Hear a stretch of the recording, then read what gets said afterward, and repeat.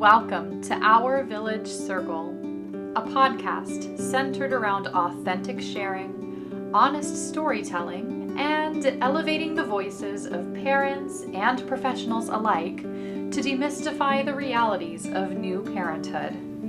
We understand on a visceral level that with the joy of your new human also comes every other emotion under the sun. We want you to feel seen, heard, known, and held in this life-altering stage.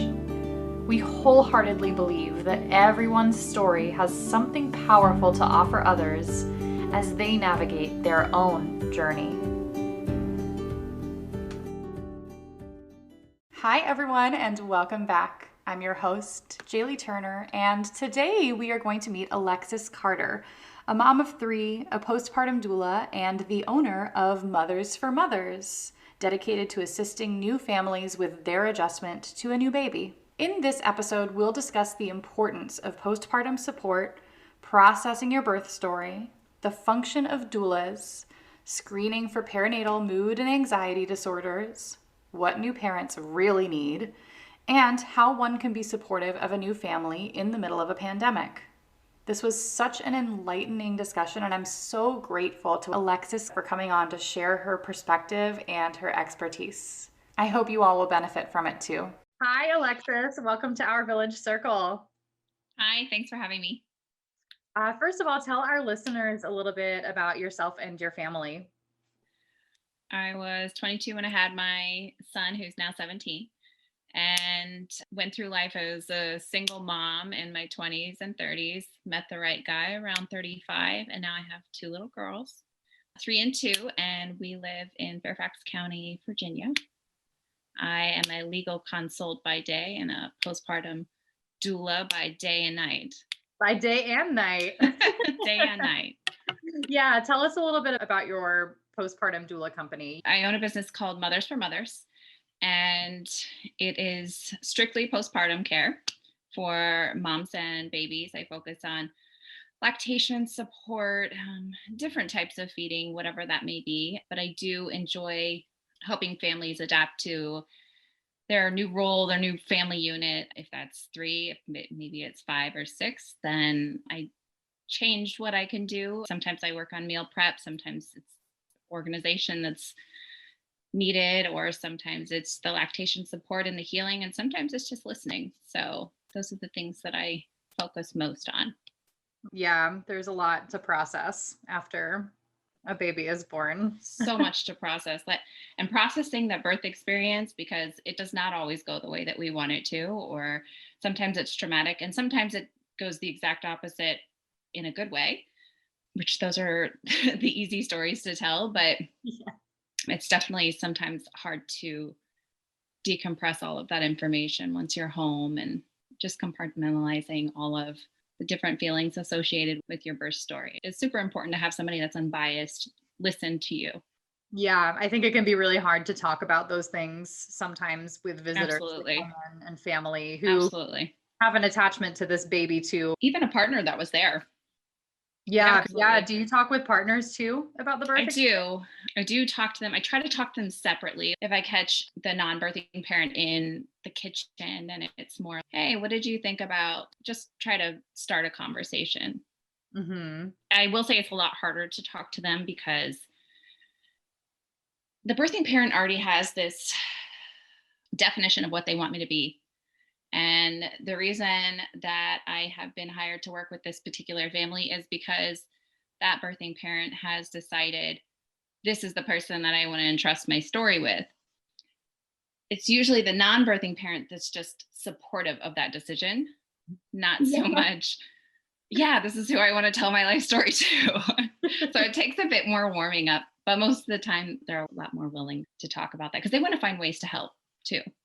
And they have their own perspective of the birth story too. And digesting that can be hard sometimes.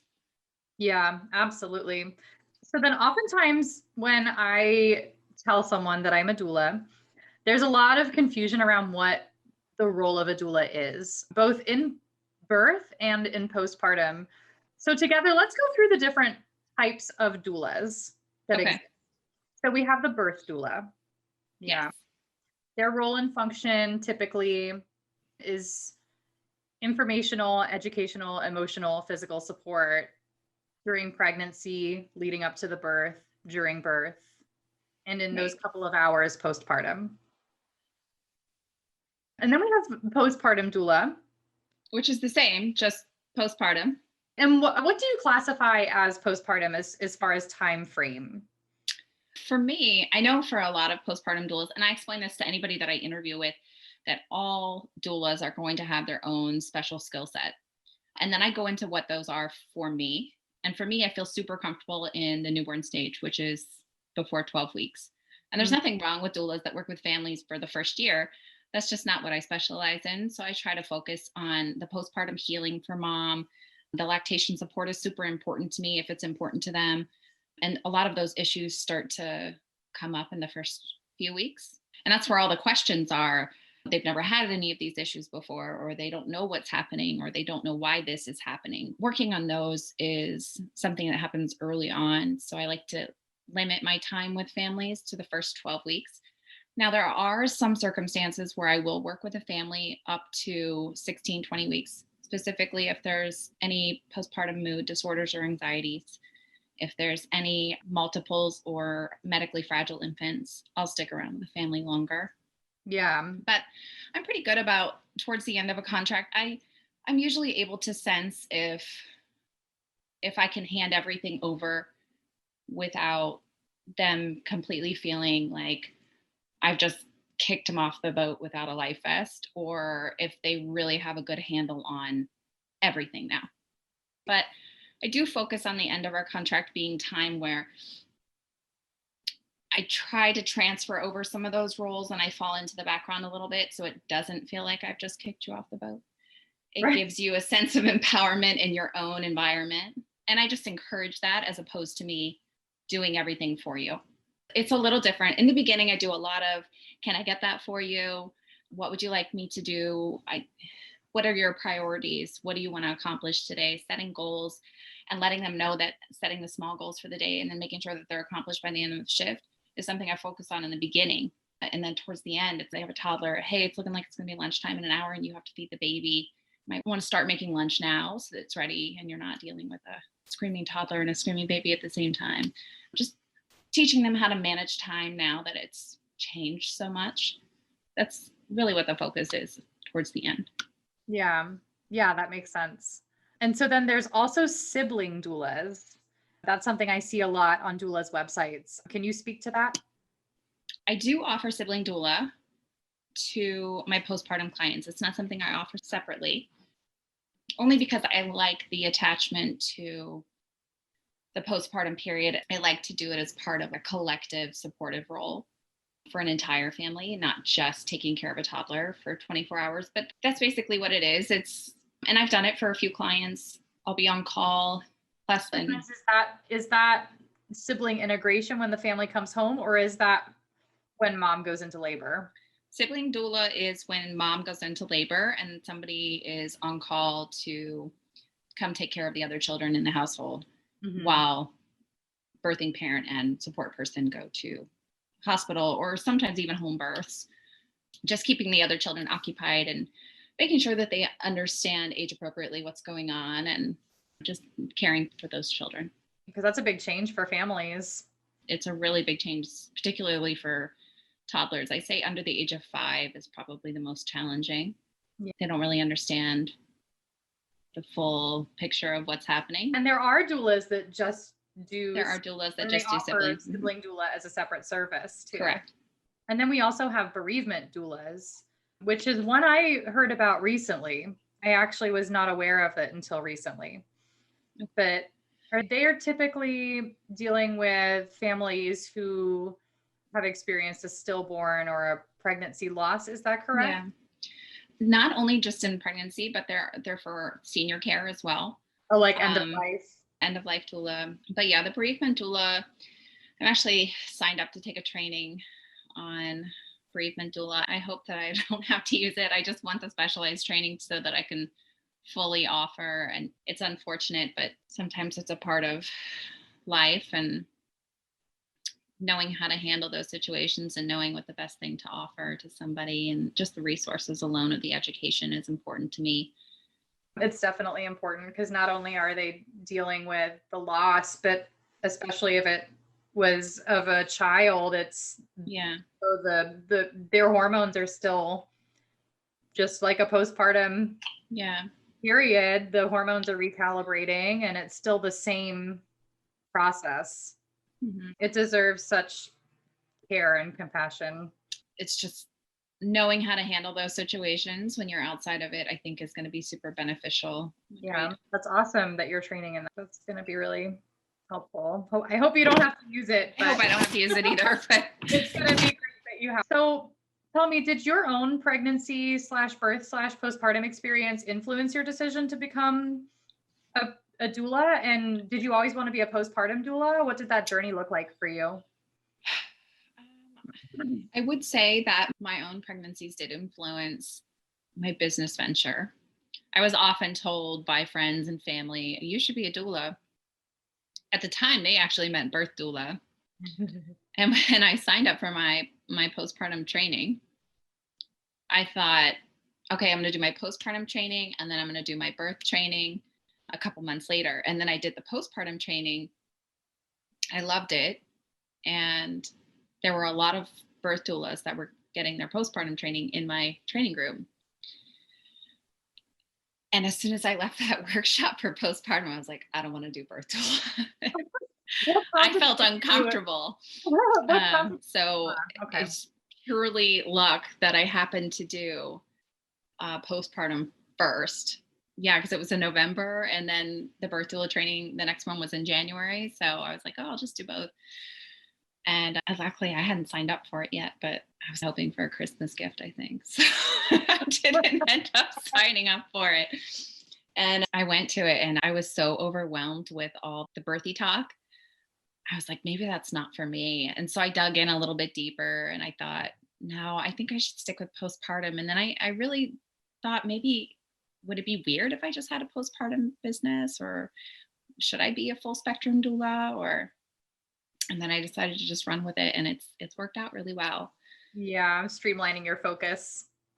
And as a postpartum doula, you do have a little more control over your schedule. And that's nice because it's with my kids, and with COVID, I'm working my day job at home, which I was doing previously. I've been doing for several years. My husband is home and my senior is home virtually learning, and my toddlers were never in daycare, and we have a full-time nanny, and it's just been a lot easier to balance a schedule when I have so much support at home.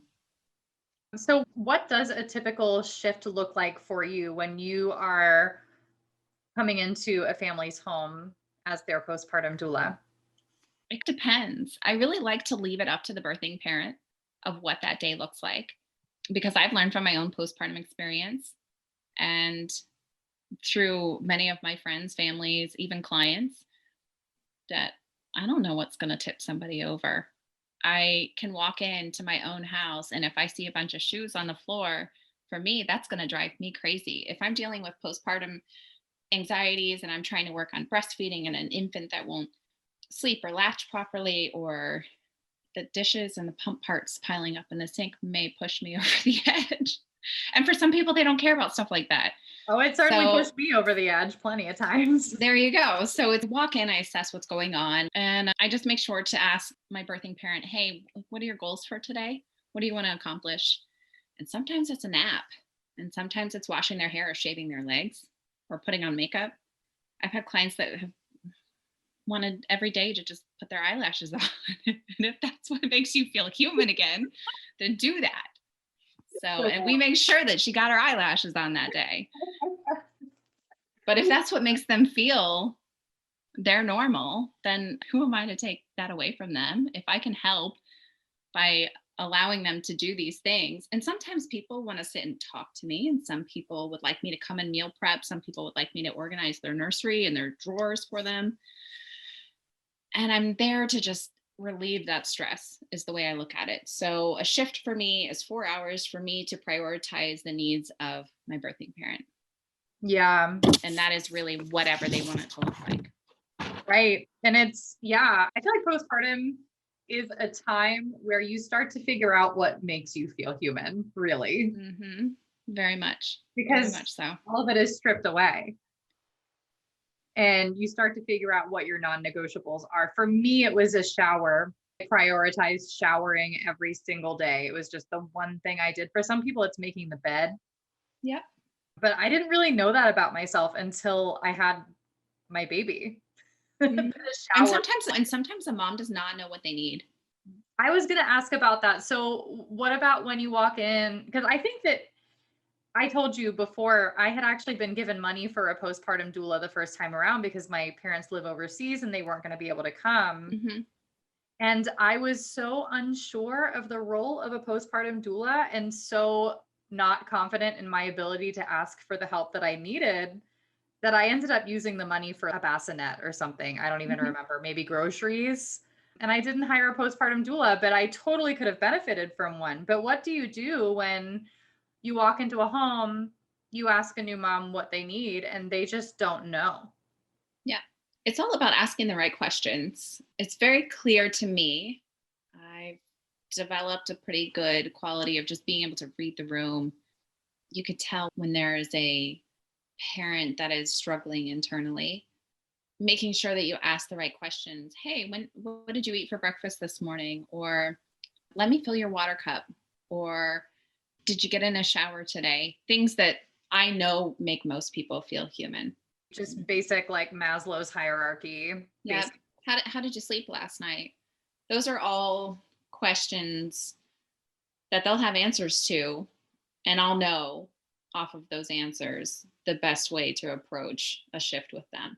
Yeah. Sometimes those questions would, like one of those, how did you sleep last night? If someone asked me that, I would have just burst into tears. And that happens. I've had moms like run as soon as I ring the doorbell, they're like, I need you to hold the baby because I need to go take a shower. I haven't showered since you were here last.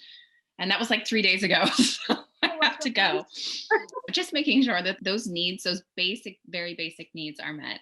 Yeah. I think is the most important, and other things to just help. So even if she didn't say, oh, I need to get the baby laundry, I pay attention to, okay, the hamper's full and she's going to need burp cloths after I leave. So I'll just throw the laundry and get it started. Empty the dishwasher, washing pump parts, bottle parts, whatever. Yeah. Yeah. How do non-birthing partners typically fare during that time? Sometimes they're really involved. I've had parents that want to watch everything I do. I've had parents, non-birthing parents, stay up with me to see what it is that I'm doing to make this baby sleep. I've had non-birthing parents take notes and record me so they can watch later. They really want to be supportive. At least my experience, most of them just really want to be supportive, and they want to try and do the right thing. Right. And I hear that a lot. I just want to do the right thing. And for me, I try to correct that and let them know that it's not so much the right thing, it's just being present is super important. Listening and providing that support that the birthing parent needs is really the most important thing. It's definitely the priority. And teaching them how to do that.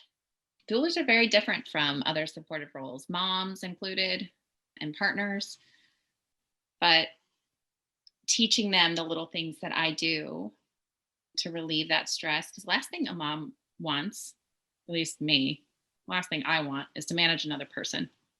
Yeah. And so when I go into a house, I don't make my clients manage me. And I find out what their goals are and I make sure they're met for that day. But aside from that, I'm going to snoop through your stuff. I'm going to open your cabinets in your kitchen and I'm going to go through your fridge and I'm going to put things away in their appropriate places. But in order to do that, I have to look through things and I'm not going to have you walk me around and be like, hey, where do you put your, okay, I'm just going to observe and figure it out. Yep. Yeah. So I recently started working as a postpartum doula as well. And when I have told family members or friends about my role, often the response that I'll get when I talk about it is, oh, so you're like a maid or you're like a house cleaner or you're like a nanny or a night nanny.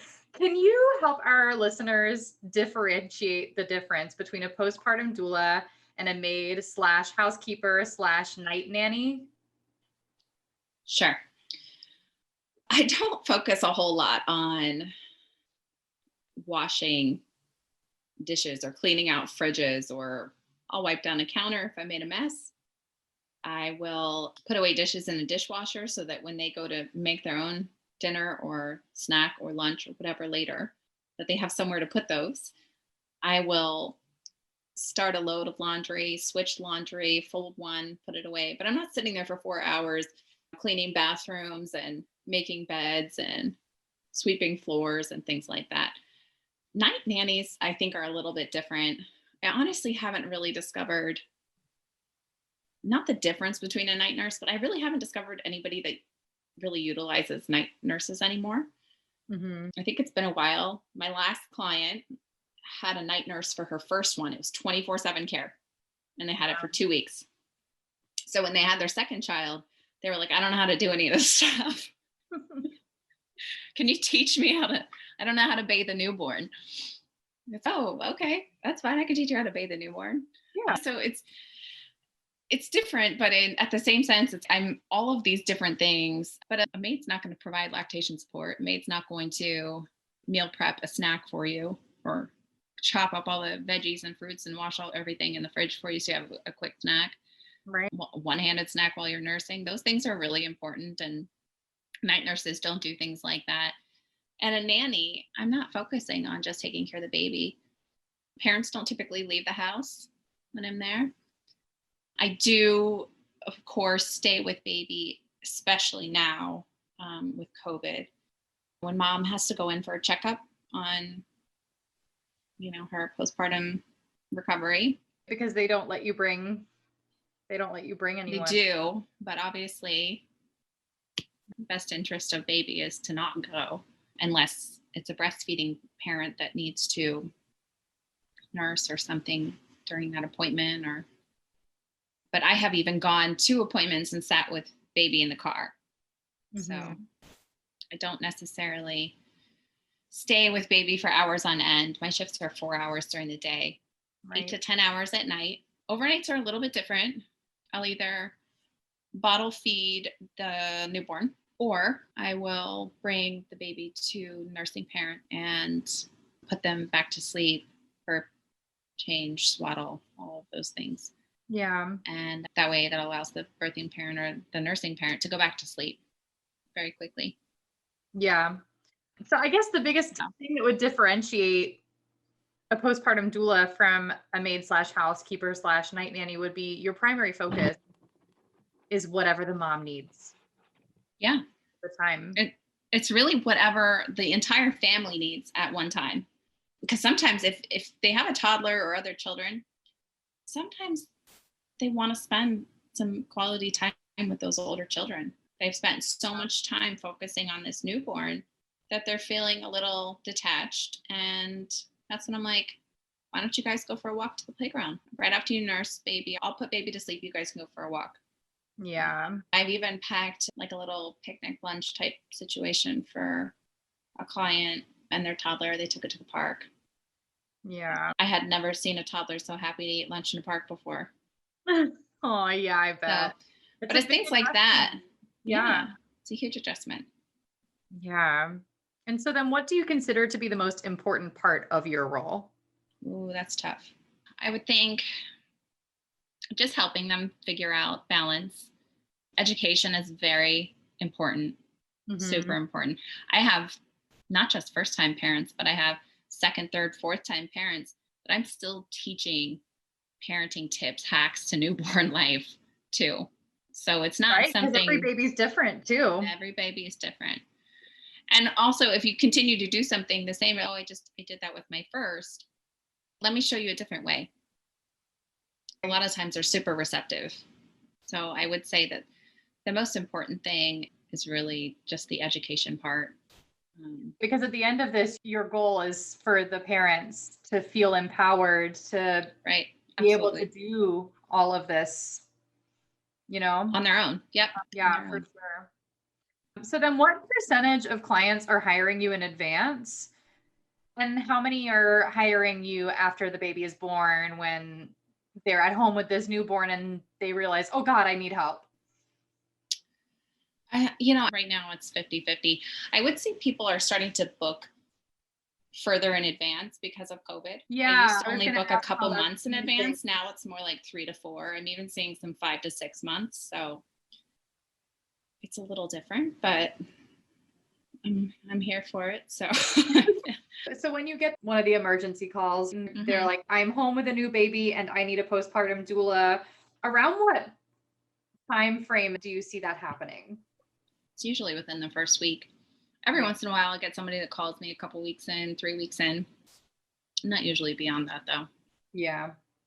I get a lot of day 2 through 4, I'd say. Yeah, that's Yeah. around the time that the baby starts cluster feeding. That's when the milk comes in. There's a huge hormonal shift that happens around day 3, 4 normally. And you're not surrounded by midwives and labor nurses that are helping you every minute of the day.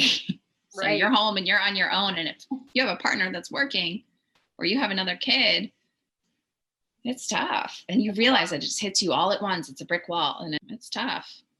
So then, especially now with COVID, their support has changed during this time. So, what benefits are you seeing in families who hire a postpartum doula help for themselves? For the birthing parent, I'd say it's definitely a decreased chance of postpartum mood disorders, anxieties. And I intentionally schedule my packages or my contracts with clients. No matter how many shifts they have, I try to front load a lot of those. And I don't like to let my new parents go more than 2 days without seeing me or Mhm. without me seeing them. And the reason for that is because it allows them to get overwhelmed. You may have one really good day, and that's great. But that's in the unfortunately, postpartum is just not designed to continue that great trend because it's inevitable that your baby's going to hit a growth spurt. You're not going to sleep one night. Your toddler's going to be acting out. Your partner's going to return to work. You're going to miss a shower. You're going to miss laundry one day. You're going to have to fix dinner. And one day you're going to have it all lined up. You're going to have it all together. And one day you're not.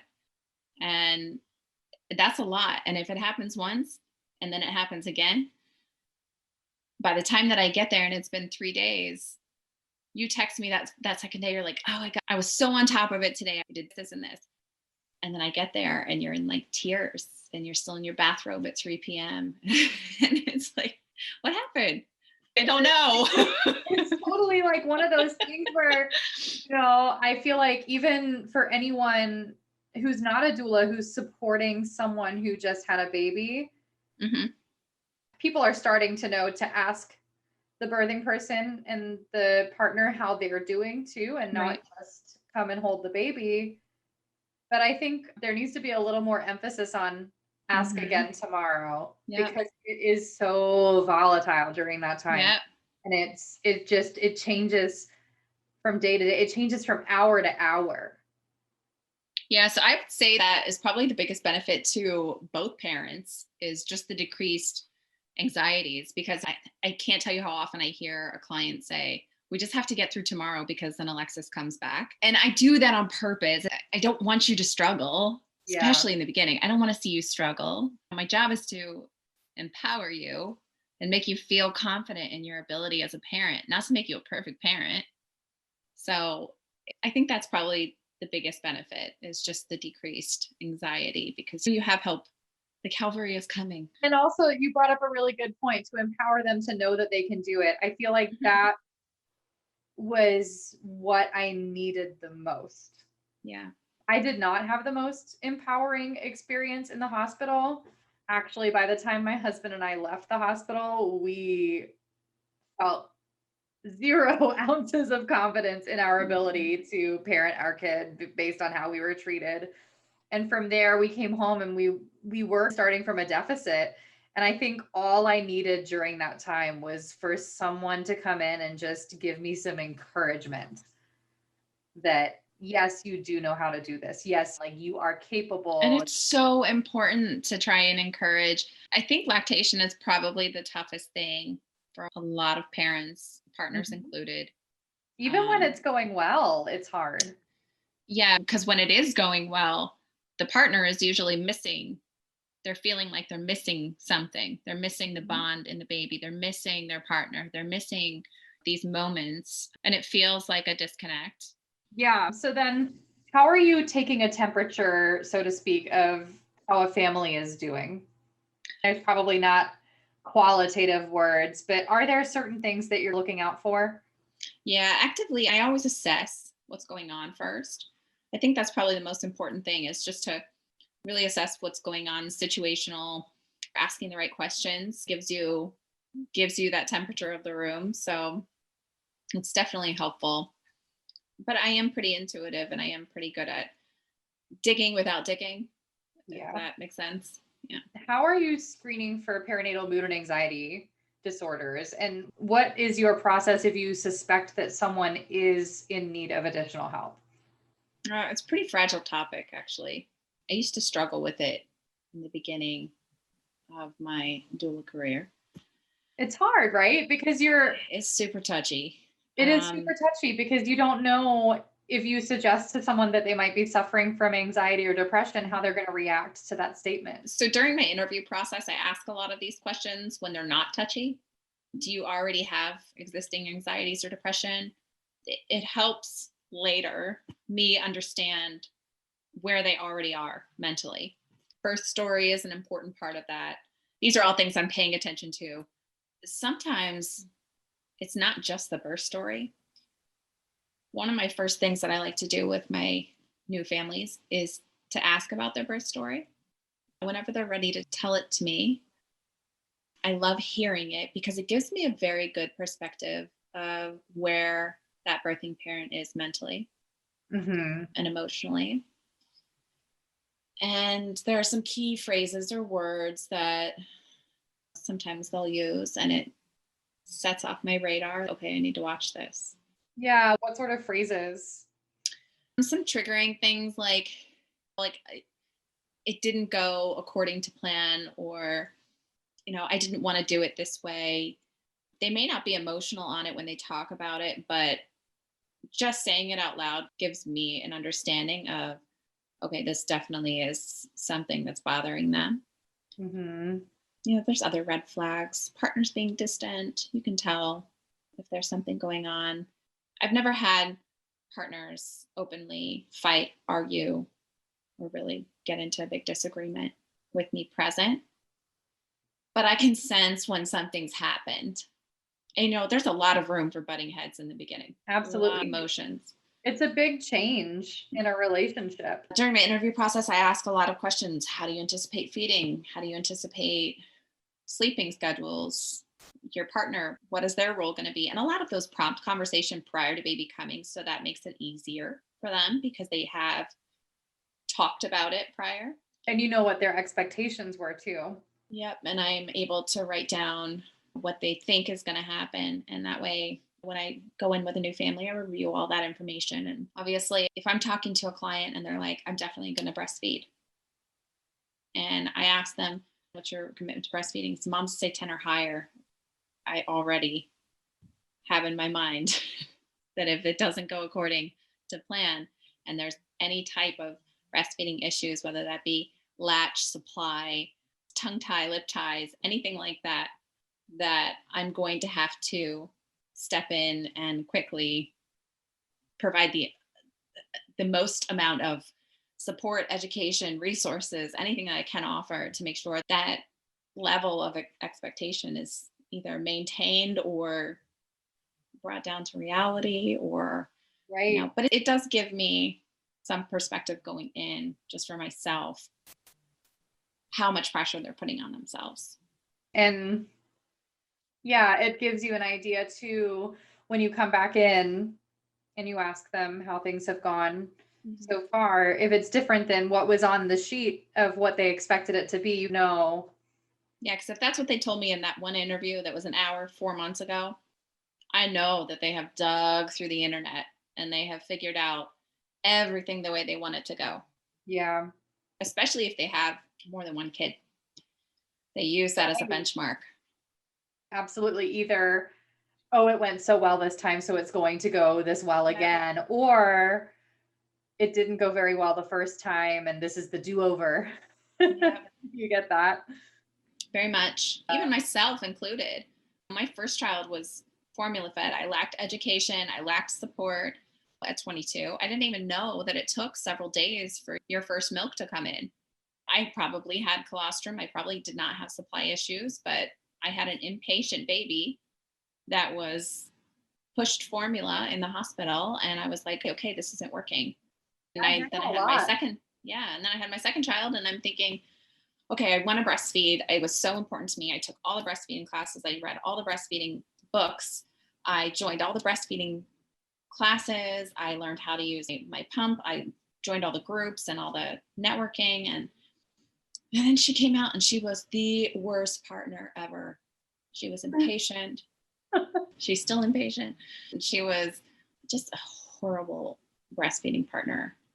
And I hate to say that about her, but I tried for 7 weeks and I cried almost every single time I fed her. And I finally became an exclusive pumper for a year.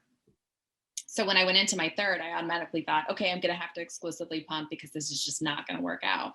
And she latched from the second she was born. And I think I gave her 5 bottles in the first year of her life because she was just so incredibly easy to breastfeed. And I did zero preparation. It doesn't always go the way we expect. And, but I was heartbroken over that second one not being able to breastfeed. I was so dead set on it. Yeah, it was hard.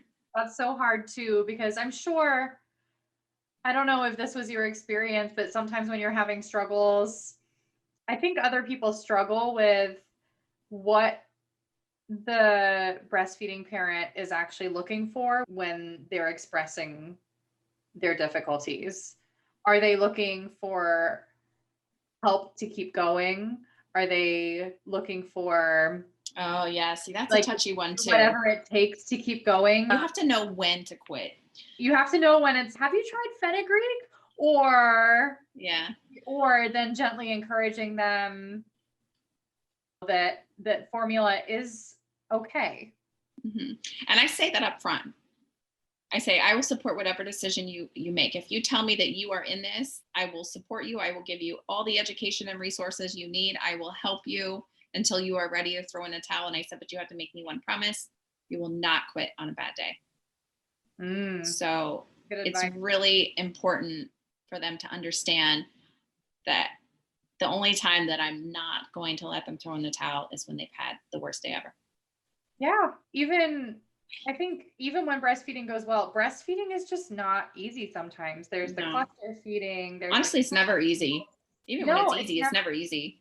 Yeah. And I had a lot of milk. Despite a tongue tie, my son nursed beautifully. And I was still so unprepared for how little I knew and for how trying it would be sometimes with those periods of cluster feeding. And I remember those initial weeks, instead of sleeping when my baby slept, I was on Google every second that he was asleep, just trying to figure out everything I could about breastfeeding because I knew nothing. Mm-hmm. You add in challenges on top of that and trying to troubleshoot that and that anxiety of, is my baby getting fed?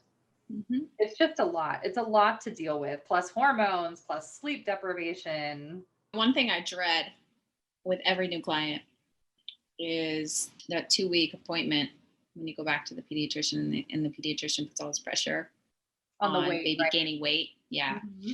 I think that is the number one anxiety that I try to avoid.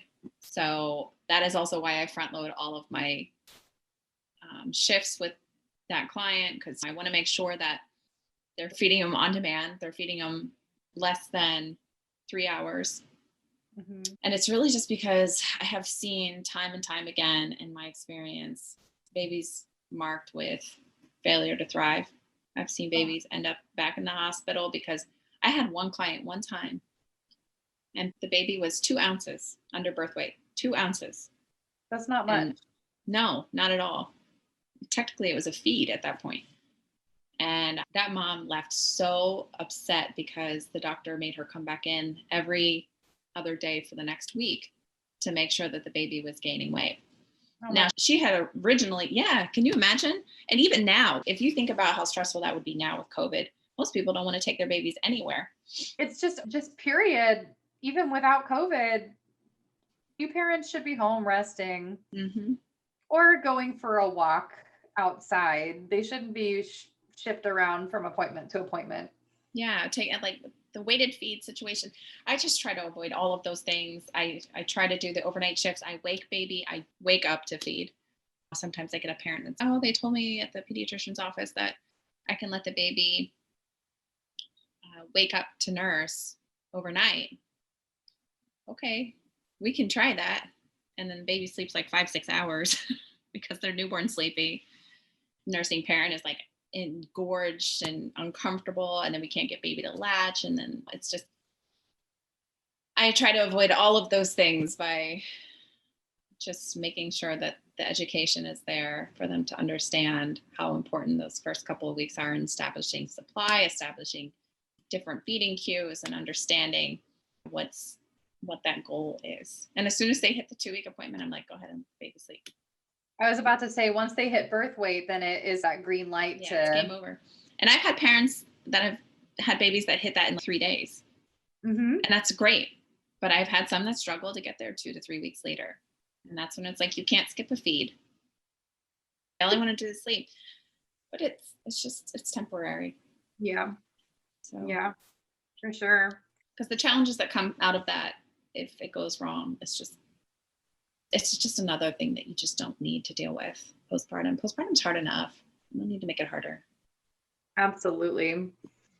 In your time as a postpartum doula, what have you seen as the biggest need that the families you have worked with have? I think the biggest need in general is just support in their decisions for their baby.